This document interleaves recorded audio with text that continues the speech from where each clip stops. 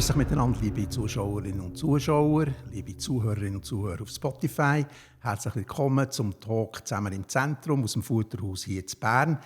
Bei dieser grossen Hitze haben wir ein kaltes Thema. Wir haben nämlich einen Hockeystar vis-à-vis, der Janis Moser, JJ Moser, Schweizer Nationalmannschaft Silbermedaille gewonnen, aber vor allem auch in Kanada, Amerika, in der besten Liga der Welt, spielt er bei Tampa, Verteidiger, und kommt aber direkt von Paris hier zu uns. Warum?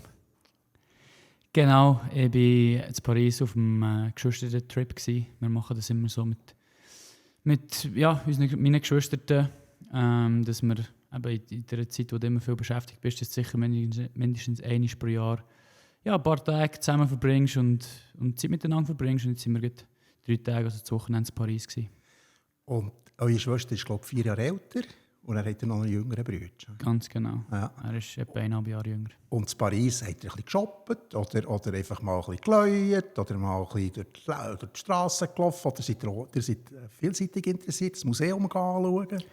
So ziemlich alles. So ziemlich das Touristenprogramm. Eben viele Sightseeings. Alle eben Sacré-Cœur, Notre Dame, Eiffelturm, alles ein bisschen Das anschauen. Komplettprogramm. Genau. Eiffelturm hätte wie lange müssen warten? Nein, wir sind nur schauen. Wir sind gar nicht auf oder gar nicht rein. Ja. Aber alles anschauen, ein bisschen shoppen, die Stadt anschauen, gut essen. Louvre sind wir auch gewesen, so ein bisschen. Im Louvre? Genau. Mona Lisa Also nein, mehr von außen schauen. Wo wir die Schlange gesehen haben wir gedacht, ja, ich würde schon gerne gehen, aber ist jetzt nicht so wichtig von dem. Ja. Nein, einfach eben, zusammen Zeit verbringen ist sicher das, was im Vordergrund steht. Und sonst ein bisschen die Stadt anschauen, ein bisschen rumschlendern.